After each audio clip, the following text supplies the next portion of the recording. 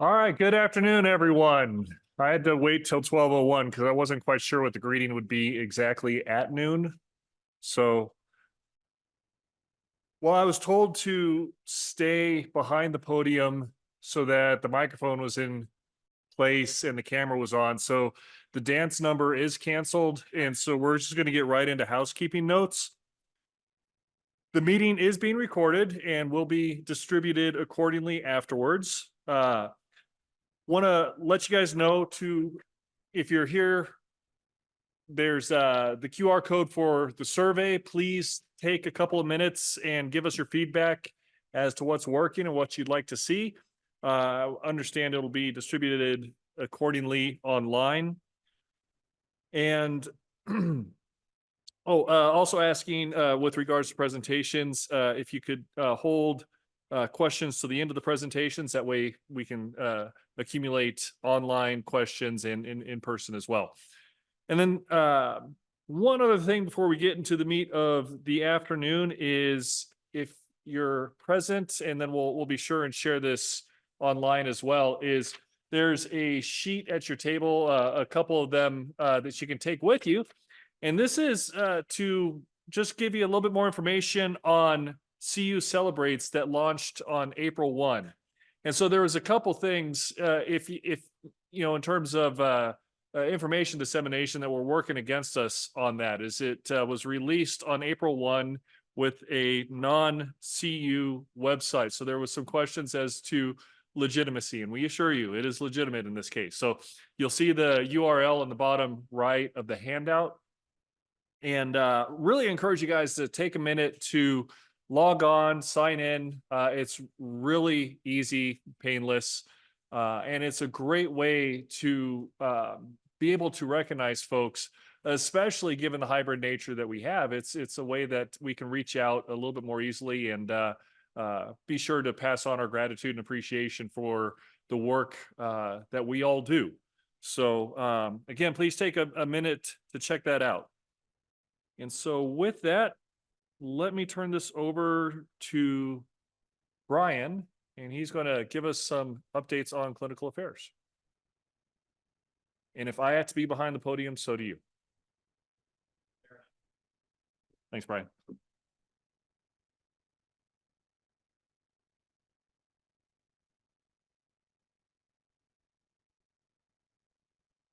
Hi, everyone. So first, on behalf of our executive leadership team, and the department, I wanted to welcome everybody to today's session. We love our departmental monthly meetings.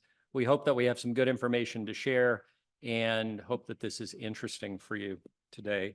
I wanted to extend a special appreciation to Debbie Lammers, and she's the Assistant Vice Chancellor for Learning and Development on campus.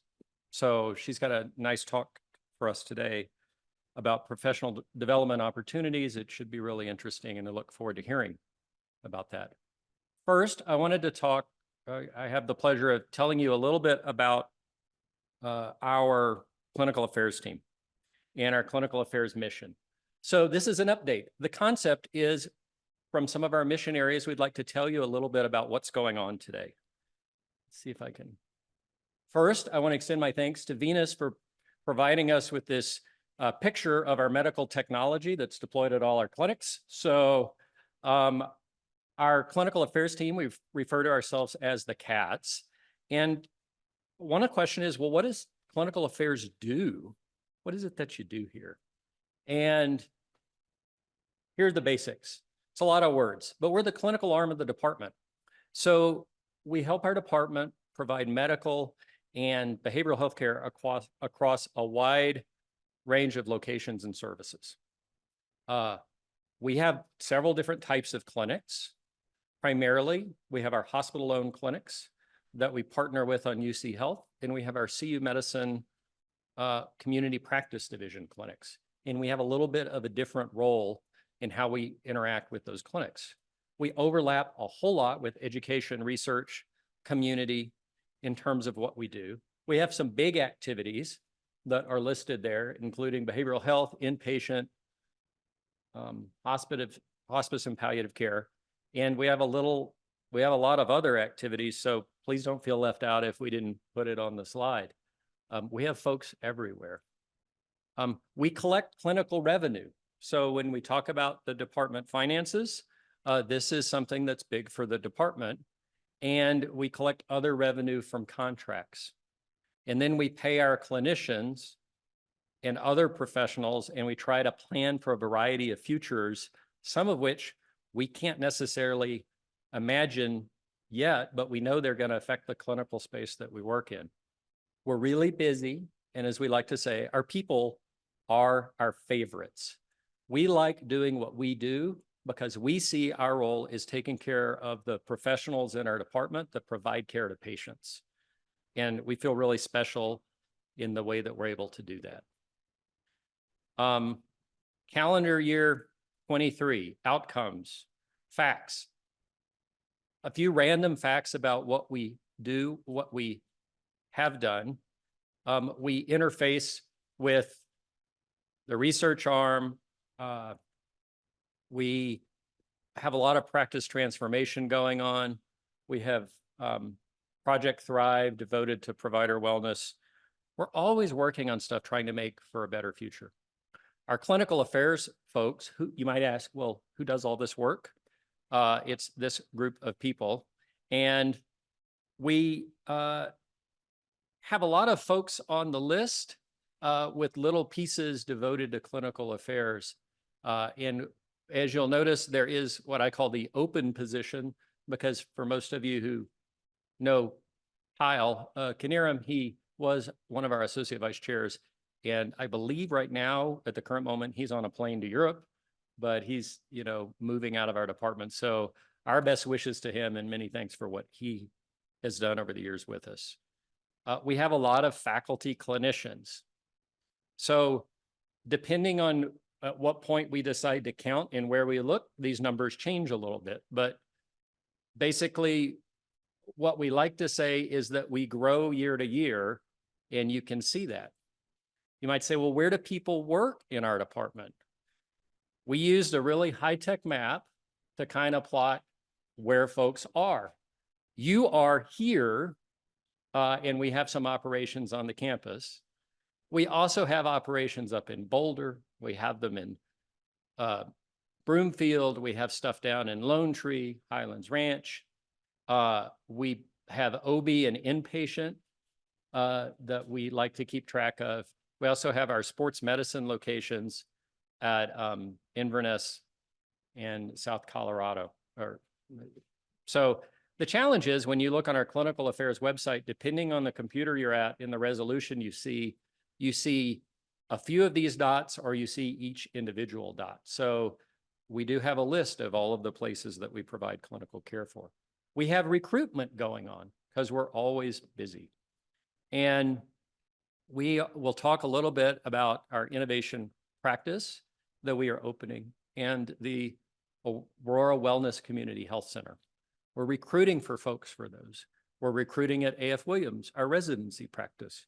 We are recruiting behavioral health providers, and we are recruiting for our community practice locations. In terms of volume, we're busy, roughly, including behavioral health, 128,000 visits a year. So that's a lot of, when you look at this year volume of calls that our clinics receive, you're looking at 4,000 or 5,000 or 6,000 like in-basket messages a month that come into a practice. It's a phenomenal number of work that our practices are doing. And we do all of these things, I think, really well with excellent clinicians and great supporting partners. A little shout out to inpatient medicine. I think that in many ways, inpatient medicine kind of misses out. You could see that I had to write it by hand on the map because it kind of exists not in its own location, but it exists every day here on campus. It's integral to the teaching mission, and it provides services to our patients. And it's a special group that works with Corey that does our inpatient medicine work, admits from clinic We do labor and delivery and newborn care. The care for adults in the hospital setting has become really, really much more complex than certainly when I trained, and even when compared to before 2020. And so this has been in a continual state of evolution, and it is important. It's closely tied to some of our metrics that bring in dollars to the department. And it is also tied to our reputation, because the folks working in the hospital are often the visible ones. You know, the system doesn't necessarily come into AO1 very much, and they may rarely go out to Boulder. That's not where the high impact relationships are necessarily. Important care, but not as visible. We have challenges. Everybody has challenges. I threw some on the slide. It's our hospital-owned locations, or what we call landlocked. So we have trouble expanding, doing the same models of care that we're doing now. We have lots of in-basket messages. You might say it's out of control. We have lots of turnover sometimes in hospital or community practice leadership, which may not seem bad at the individual organizational level, but in aggregate, it's a lot of change that we have to adapt to. We're still largely fee for service, which is one visit equals one thing that you do in the practice, but we're increasingly more tied to value-based care relationships, where they're looking at total cost of care for a patient, and then a system gets a set amount of revenue from that. If you do better, you keep more. If you do worse, you lose more. And so that will become the predominant method of how healthcare is delivered, but it's not hit here yet. So we have our feet in both places. We have some difficulty recruiting, and we have some difficulty recruiting for a number of reasons. One is simply it's a really competitive market, and we have difficulty in recruiting providers, clinicians. We believe we have a lot to offer that is different than the other healthcare providers out in the community. But we have to get through some initial stumbling blocks on some of the rigidity that goes with being a university department. Lots of bureaucracy, in case you weren't aware. Sometimes that creates some special challenges. So a couple of things that are really exciting that are happening. One is the Aurora Wellness Community Health Center. And that is a School of Medicine sponsored endeavor, but we're the clinical partner or advisor. It's focused on underserved patients in Aurora. We have a location. It's close to Medical Center of Aurora, actually, for those of you who know where that is. We should be opening at some point this summer. Dr. Robinson is here, and she is our new medical director. So a shout out to her. We are recruiting clinicians. We're doing lots of interviews these days for folks.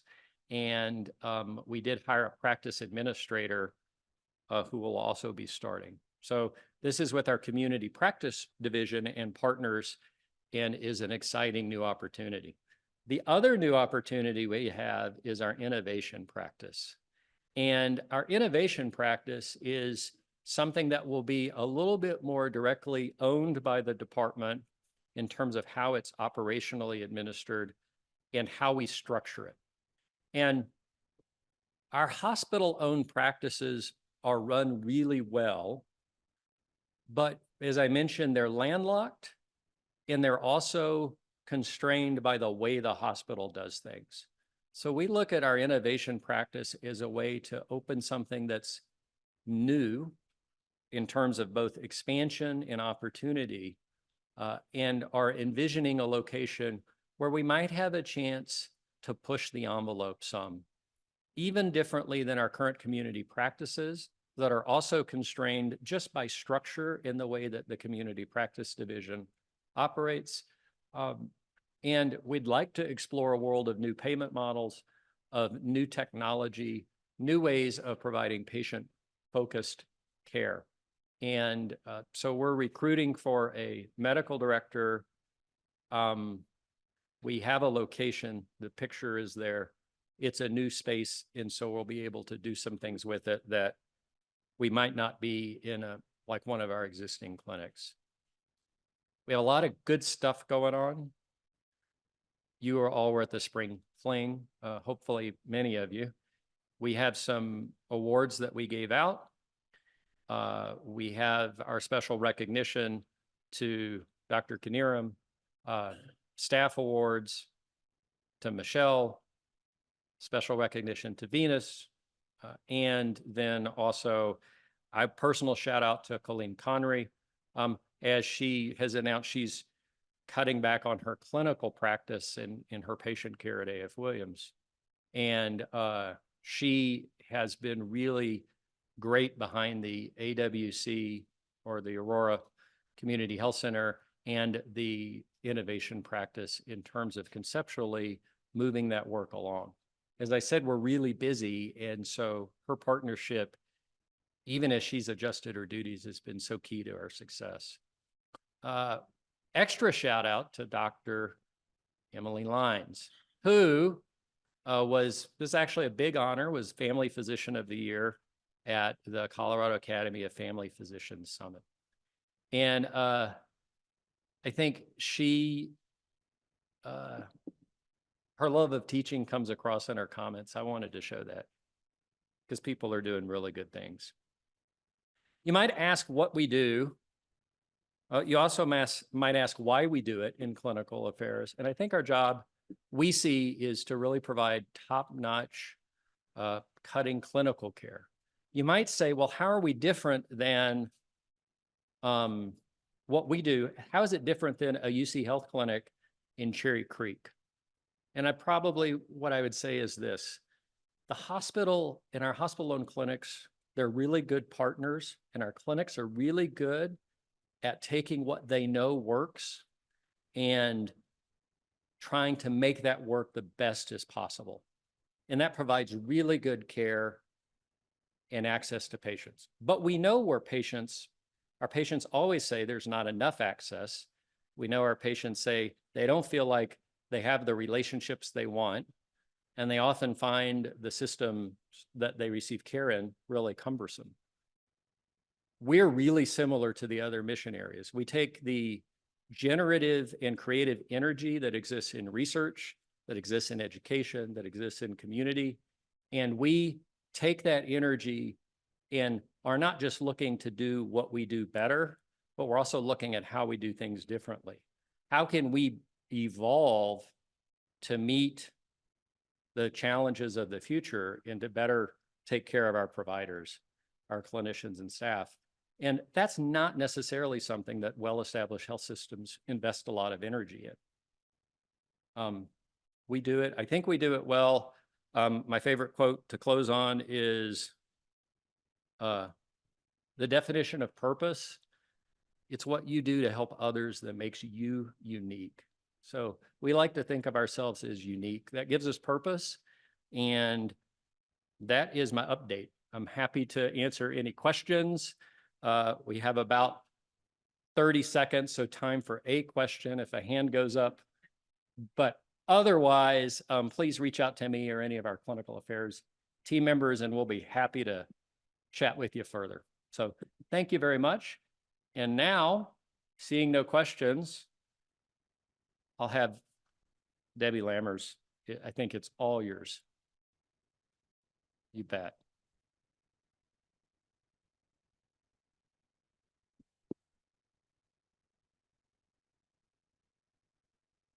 Yeah. Yep, that's good. Thank you. Okay. Hello, everyone. Thanks for having me here today. I was asked if I would come in and give a brief presentation on some professional development opportunities we have here on campus and what my department or my team provides. And then I also thought what I would do is just give you a little bit of insight into professional development as a whole, and how I look at it and how we talk about it. So before I actually get into the presentation, I want to give you a little bit of insight about me. So, my title obviously is the Assistant Vice Chancellor of Learning and Development. I've been doing this work for over probably 20 years. I do learning and development, organizational development, and basically what that means is I have this great passion for helping people to become the best that they could possibly be in what they do, helping them to find ways to continue to grow in their professional and personal life through the types of training that we do. So most of the things that my department does, we develop from scratch. We do use some vendor materials as well, but we are, over the years that we have been in existence, we have really expanded what we do. So I started with the university just a little over 6 years ago. And when I took on the position here, there had never been a learning and development department until I came on board. And we basically channeled compliance training. In the time that I've been here, we've gone from offering maybe 5 or 6 classes to now we offer over 35 different professional development courses.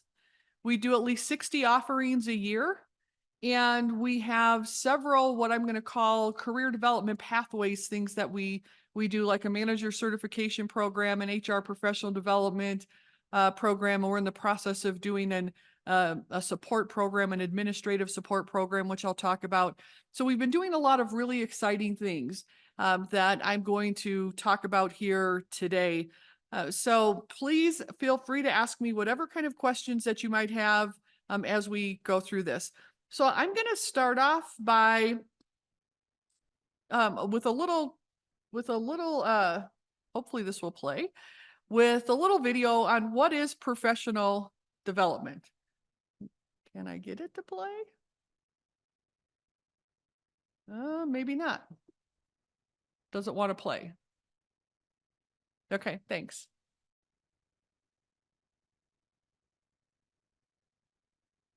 It won't play? Okay, well, we'll bypass that. Best laid plans, we always punt. Okay, so let's talk about what the benefits of professional development is, which is kind of a recap of what the video would have told you as well. So when we look at professional development from an organizational standpoint, from the university standpoint, first off, it helps to boost employee productivity. The better that we get at the things that we do, the more productive we can be. It also helps to increase staff retention. Replacing really good staff is hard to do. It has been exceedingly harder ever since COVID. It aligns employee development and goals with the needs of the unit, with the department, with the university as a whole, and it helps to increase employee engagement and commitment. Surveys over time show us that the more that an organization is committed to any sort of employee development, the more people are attracted to staying with that particular organization, right? That's one of the things that individuals look for when they're looking to have a place that they want a sense of belonging with. From an individual's perspective, the benefits to us as individuals when an organization provides a variety of professional development opportunities is, one, we get to learn new skills. Whether that's related to our job, where we want to go in the future, or looking to take on new kinds of things. It helps us to boost our confidence and our credibility in what we do. It also helps us develop leadership skills. The more confidence we have, the more interpersonal skills we build, the more leadership skills we build, the more we're going to be noticed and the more opportunities we're going to have. It also helps you to build your network. You know, when you start attending any of the courses that we offer, you instantly start building a network of people. And, you know, as I've said, it helps to advance your career. One of the things I'm a firm believer of is individuals putting some sort of development plan together. And I do have this development plan document if anybody's ever interested in it. But it helps you as an individual. And I really ask for this to be, or I recommend that this is a collaborative type of process that you do with your supervisor, but determine where's your strengths and your development needs. Where do those exist? Because we all have them, regardless of who we are. And then consider whether you need technical and functional knowledge and skills, or if they're around competencies and behaviors. Are those interpersonal skills? Are those leadership? Are they management skills? And then select 1 to 3 areas where you want to focus that development and how it's going to have impact. How are you going to achieve those things and create an actual plan to doing it? You know, again, when we write things down, when we create an actual plan, the more likely we're going to be to actually complete those things. I also recommend that this is done as part of people's annual performance evaluations. And then when you meet to discuss those things is to re-look at this as you go through. Part of the plan is then, you fill out the form to look at, what are those behaviors or what are those things I want to do? What strengths am I going to leverage? What proficiency am I looking for? What are those, what are those things that, why is it that I really want to do this? And then the document that we've also created to help individuals with allow you to put together those goals and the kind of tasks that you're going to align with that, and the conversations you have with either whether it's a mentor or your supervisor, and how are you progressing along the time with that. All of these things are really important when you're looking at your growth and development, in whether it's your current position or where you want to grow to be. So how can we, as a learning and development team, help you out? So here's our team. Now, when I started, I told you I started 6 years ago. When I started, I was a team of 1. I had me.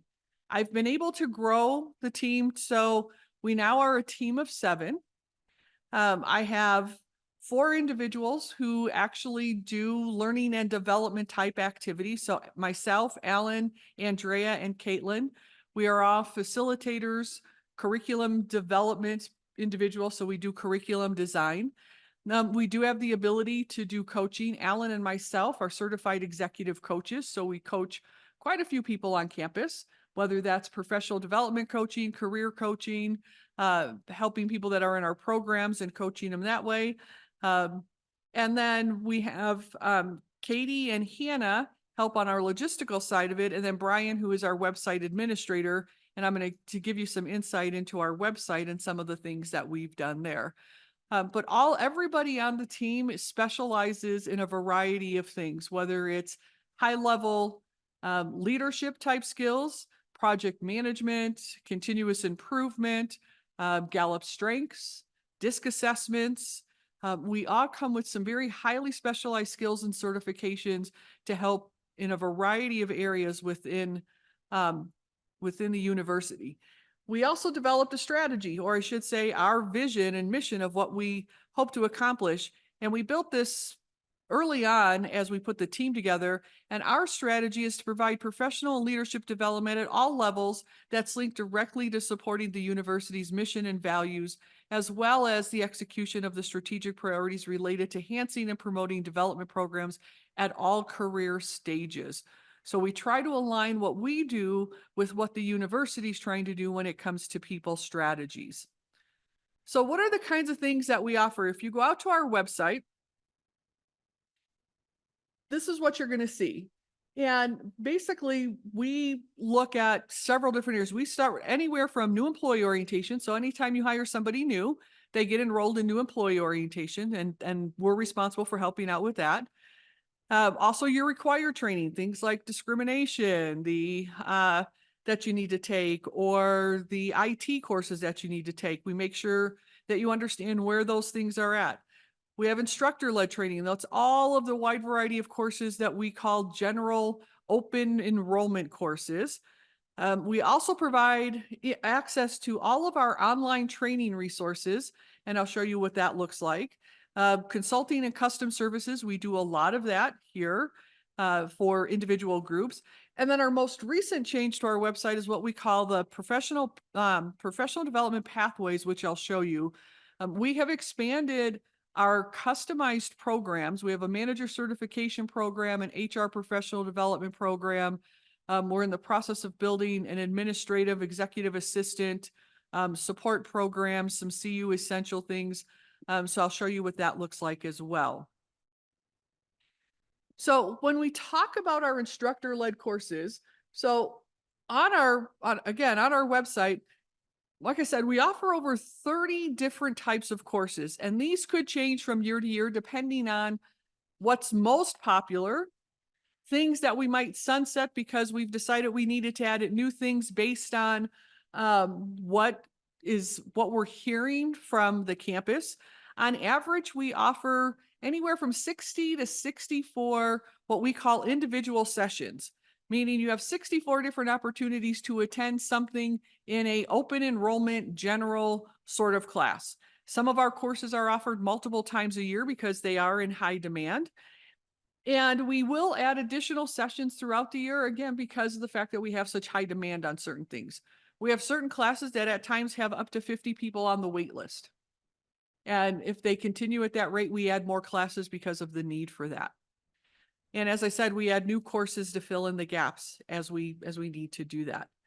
So these are some of our more popular courses. So anywhere from, things like 4 disciplines of execution, crucial conversations, crucial accountability.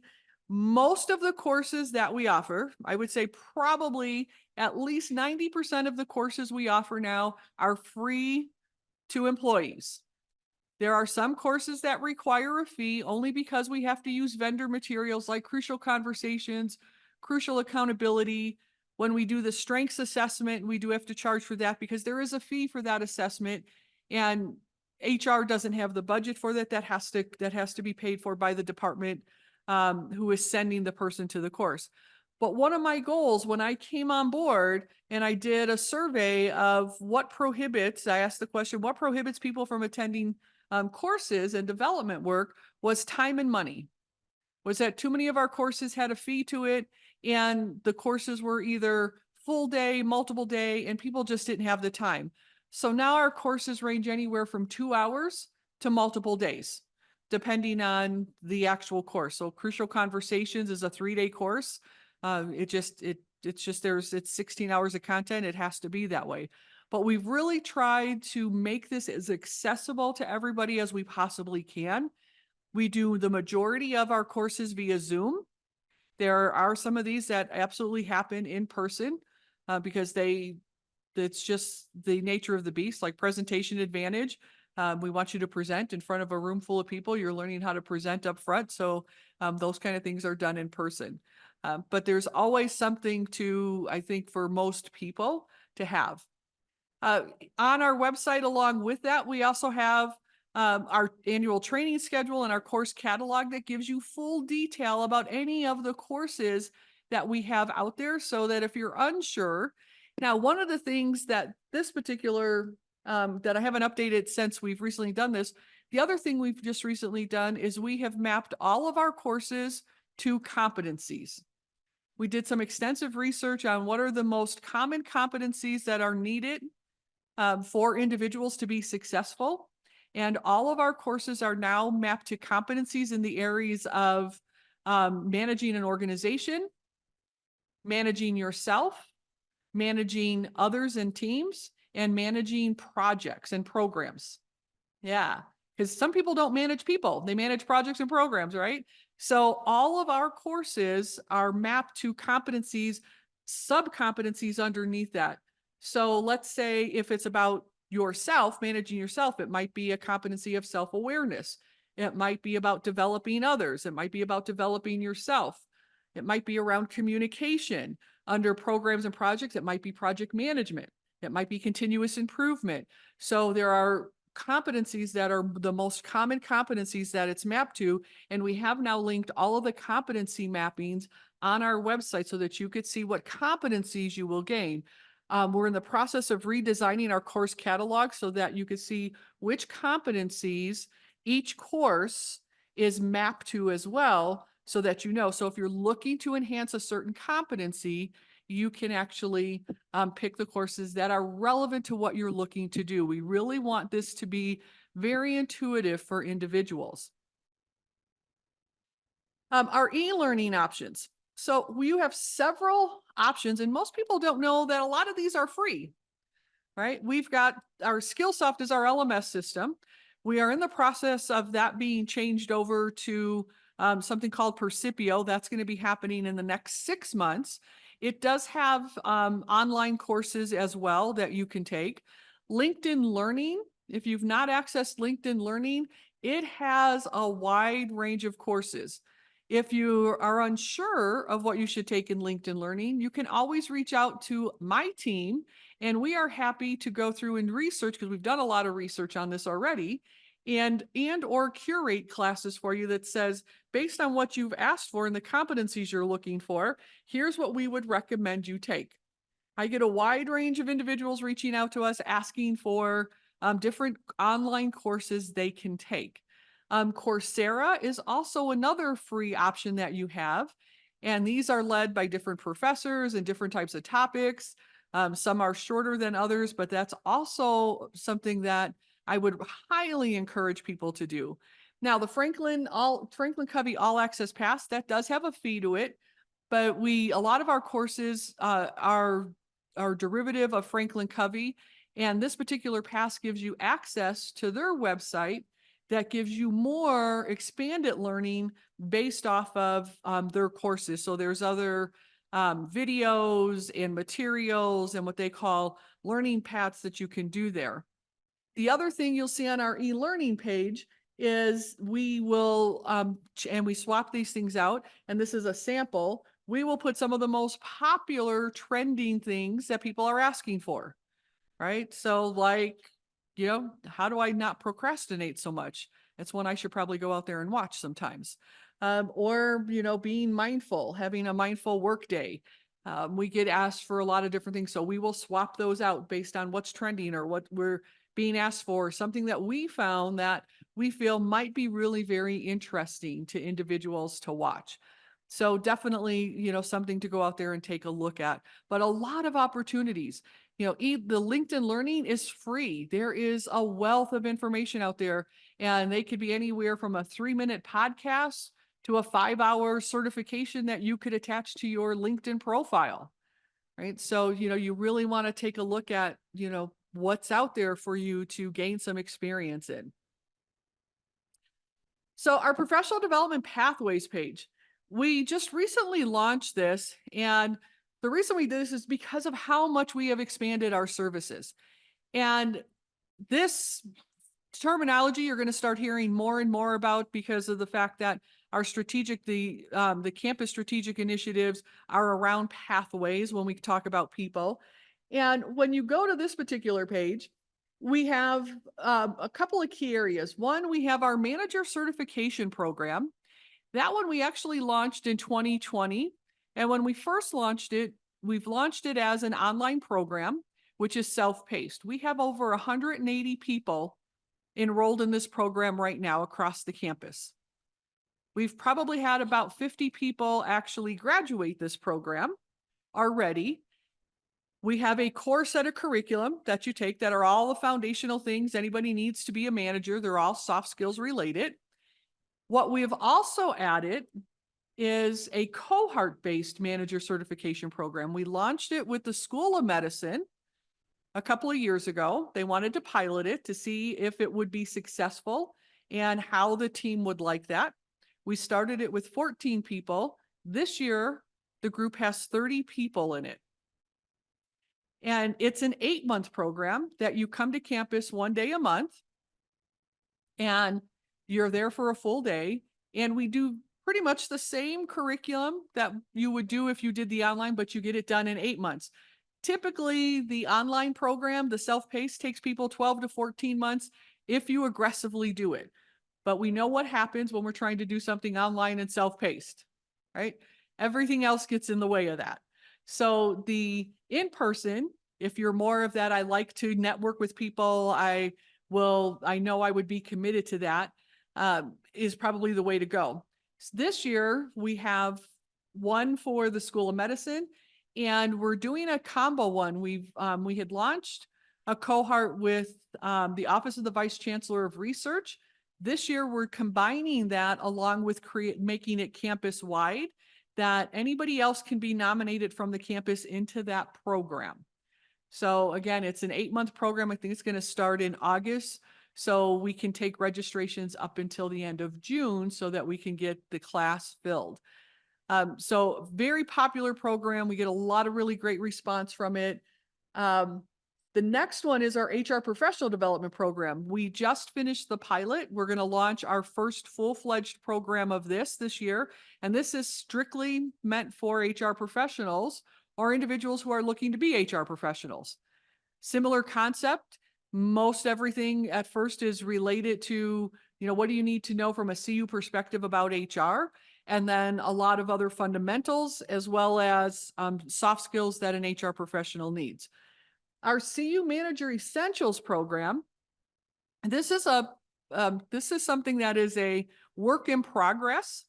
So what we've got on the site right now are some curated materials from LinkedIn Learning that are some certification programs through LinkedIn Learning that you actually get a certification or a certificate through LinkedIn Learning for new managers, mid-managers, and some other skills that we think that people should need. Eventually, we are going to be adding some CU specific things that also go into this that works in conjunction with the management certification, the manager certification program. This could be for those individuals that come on board maybe early on and need some training before they actually get into the program so that we're not, stifling people. And then the last one, as I said, is this administrative executive assistant development program. But as far as I'm concerned, it could also be for anybody in a support role. So that one will house some things around what does a good administrative support type person need to be successful? Everything from Microsoft Office type products to things like, holding effective meetings, putting together events, and there will be some very CU specific things in there as well. Where do you go find the training for EMS or some of the various other things? So we're really excited about the very specialized programs we're able to put together. We will continue to expand those things as we go along. Lastly, the other thing that we provide is what we call custom and consulting services. So we do everything from helping departments do strategic planning, group facilitation, we do custom courses, employee engagement surveys. As I said, we do coaching and assessments. From an individual perspective, as I said, we do individual coaching. We do assessments anywhere from 360s. We do DISC, we do Clifton Strengths. But this is where we get a lot of requests these days. We've got departments coming to us asking for things that are specific to their team. They want to do things that are team building or that build community within their team or that help their team to work better together. So we do a lot of that. I would say between now and the end of May, I have 7 different retreats that I'm facilitating for this particular reason. I'm doing climate surveys for 4 different groups right now to help with employee engagement on that. We just launched, as I was talking at our table, we just launched 360 assessments for a group of 14 doctors that we're getting ready to do. I'm coaching a couple of different doctors already. So we do a lot of these individual things. So the services are there. You just need to reach out to us and ask us about that. Those are all the things that we provide. We provide a lot of services for a group of 7 people, and it keeps us very busy. We are booked out through December. We have stuff on the books out until December, which is really interesting. Each year it seems to grow and expand, which we're really excited about. So we know that there is a huge need out there for these kinds of things. But other things I always like to bring to the forefront for people when we talk about professional development, it's not just what we offer from our perspective internally. Other things you want to think about from a professional development standpoint. Most of us have already have formal education and degrees, but that's still professional development. Doing, certificates or other things. Take advantage of our tuition reimbursement benefits that we have. We've got some great options there. Conferences. I've heard several people are just coming back from conference. Those are professional development opportunities for individuals. So conferences, workshops, seminars. I find all kinds of free seminars that come my way that I attend, and I encourage my folks to attend. Mentoring, either getting mentored yourself or mentoring others. Mentoring others is a great opportunity to help develop yourself. It develops a lot of skills in yourself that you are really sometimes we're not even aware of. It helps us with our empathetic listening. It helps us to better understand people. It helps our communication skills. Networking events. What are those groups that you belong to? Do you go to them? Do you network? Volunteering for projects. You know, what are those things on campus that you could volunteer for? What are those projects within your teams and groups that you can volunteer for? And then books. You know, when you read books, primarily, you know, when we're looking at professional development, we're talking about soft skills related. My team laughs at me. For those of you who's familiar with Gallup Strengths? Who's ever done Gallup Strengths? Okay. So one of my top 10 is input. Input means we like to gather information or we like to gather things. My input need is books. It's like, okay, I don't want to just read the book. I don't want to like be online and read it. I don't want the audio book. I have to buy the book. So anytime somebody refers to me and say, hey, you know, I just had my group read this book. Have you ever read this? Have you ever created a class around it? I'm like, oh, that sounds really interesting. First thing I do is Amazon, do you have this book? And then I buy it. My husband's like, I'm going to cut off your Amazon account. You have too many books. But that's my thing. I like to read those kinds of books. My house is filled with all those kind of books. Those are ways for us to develop ourselves over time. Podcasts, any of those kinds of things, whatever is your interest in those directions, those are development opportunities for us. You know, so sometimes we don't even realize that those are development opportunities. With that, I'm just about at my time. I have a whole minute for you to ask me questions instead of 30 seconds. So I would like to open it up for what questions do you have for me in what we offer or what we do? Oh, I do have 10 minutes. Whoa, I have longer time. I had 12:48 in my mind. So we had 10 minutes. We could have somebody come up and actually do their dance now that they have 10 minutes. We could have them span the room with the. Somebody asked me a question I can't answer. What questions do you have for me? Everybody's so quiet. No questions? I seldom ever get no questions. Okay, let me ask you a question. Who's recently, whether you're on chat or you're in this room, who's recently taken any of the courses we offer? I can actually tell you that we got a comment online saying no questions, but wanted to say I've taken several of your courses and I'm very impressed with everything your team offers and does. So there's one hand up online. Hey, thank you. Yay, somebody has taken a course because I haven't seen any hands in here. Yes. Please do.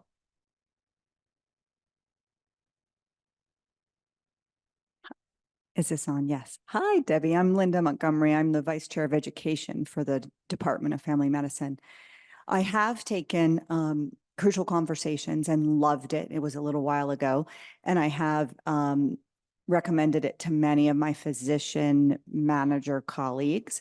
I'm wondering if you have any other suggestions for those of us who are physician leaders who manage people and manage teams. Are there any specific other trainings that you would want to tell us to definitely take? We are as a group, people who didn't really go into our fields to manage teams and to manage people. We wanted to care for people. So we may not be the most skilled at those other things. So I'm wondering if you have any suggestions as to things we shouldn't miss. Yeah, absolutely. That is a great question. And thank you for asking that. The add-on to Crucial Conversations is Crucial Accountability, which I think would be really worthwhile to do, because that talks about not only holding yourself accountable, but how do you hold other people accountable? Two other courses, and I have had some doctors go through both of these who have who walked away. I had one. I'm going to tell you about the first one. One is 5 Choices of Extraordinary Productivity. And this is one of our most popular courses out there. And it's a different way of looking at how do we get things done. It talks about how do you manage your energy and effort around what you're getting done. And it has 5 different sections that it talks about. And it was really interesting because the physician that was in it, when we were doing one of our discussions, he said, well, I am strictly a paper person. I do all of my appointments on paper. I do all of my to-dos on paper, and I will never change from that. And so I challenged him in the course and I said, I would really like you to rethink that and think about how technology can help you and help you get a little bit more structured and organized. So those things that you might be missing, and there's in between sessions is when you get to practice some of this stuff. He came back the next time and he's like, oh my goodness, I made this one change and it was, I'm not going back to the paper. It was really quite, it made me feel good because I was like, oh my gosh, if I can convert you, I can convert a lot of other people into some things. So we get a lot of really great response out of that one because it really helps us. People think a lot of times it's like, oh, I don't need a time management course.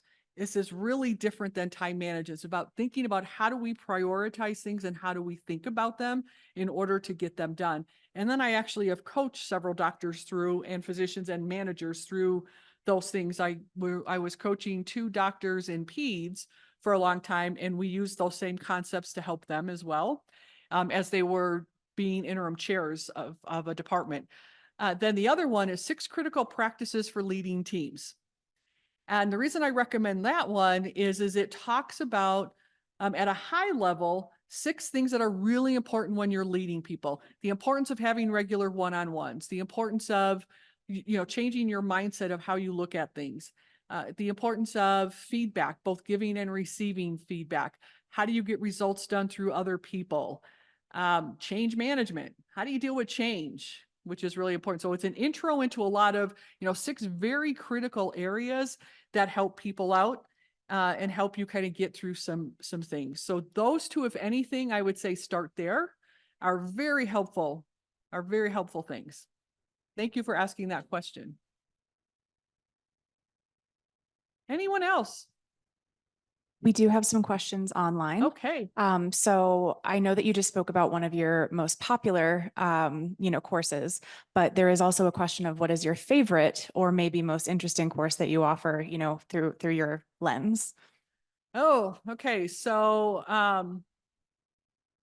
boy, I've got a couple of different favorites that I love to teach. Definitely one of my favorites is 5 choices, because I not only do we love teaching it, but you can actually see immediate results from it when you do that. I am a huge proponent of strengths. I have been a strengths coach, Gallup Strengths, for over 15 years. I really believe that it helps people really figure out where their passion is and where their strengths are. I love teaching strengths. We do it in a team setting a lot, and that is, something that I really thoroughly enjoy a lot. Another one would be, let me think.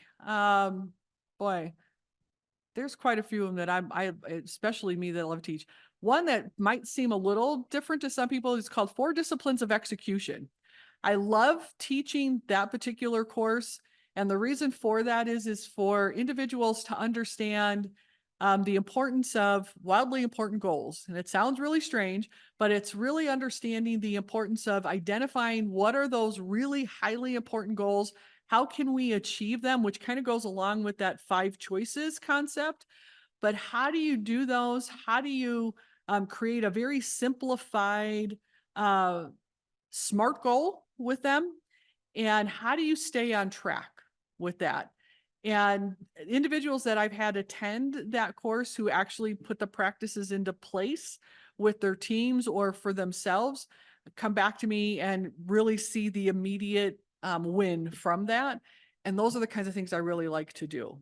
So one of our other ones that are really popular for newer managers is called Communicating as a Leader. That one has a wait list all of the time. We've been teaching it for a long time. And it too is a very high level overview of what do I need to understand as a new manager on what the importance of communication is. So yeah, sometimes it's hard for me to pick one. That's a really hard question for me.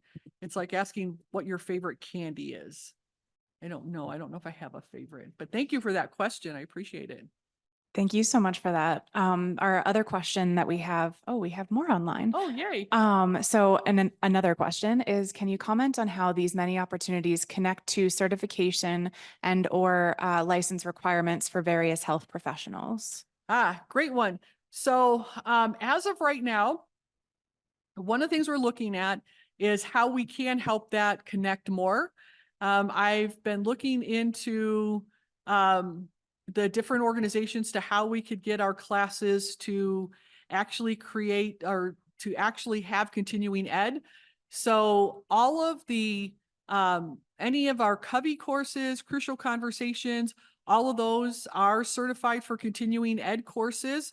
So if you do need continuing ed courses, what we ask you to do is to let us know so that we could get you the right documentation to submit for that.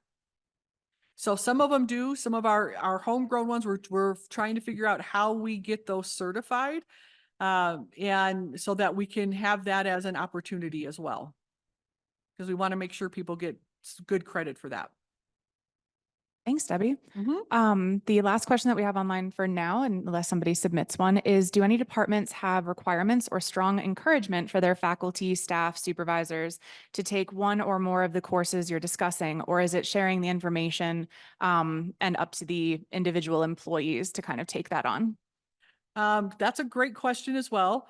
I will tell you, I know if you talk to certain people within the School of Medicine, they would like every single manager within the School of Medicine to take Crucial Conversations. That is one that is highly recommended at all levels for people to go through, just because of the impact that it has, and not even just managers. I think it's really helpful for other individuals. I think another one that's highly recommended, again, are things like the 5 choices, because when we're talking about how we're trying to get so much done with the type of resources that we have, and, there's just so much going on all the time. It's like, how do we stay on top of it and don't get quite so overwhelmed?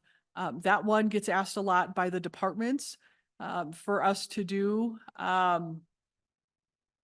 Another one that, I recommend to individuals that if they haven't taken it, which is widely done on campus, is the DISC assessment. We've had over 2,000, almost close to 3,000 people take DISC on the campus. It helps you to better understand how to communicate with individuals because our styles are so different. That if you have not taken it, I would highly recommend you take that. That is definitely one that helps you to have a better understanding, regardless of what your position is, on how to better communicate with people across. And you will find a lot of people, like I said, on campus who have taken that. So those would be kind of my top recommendations. Thank you so much. Do we have any other questions in the room? All right. Thank you then, All right. Debbie, for being Thank here you. today. I will get up and just wrap us out. So Okay, thanks, Debbie. Thanks.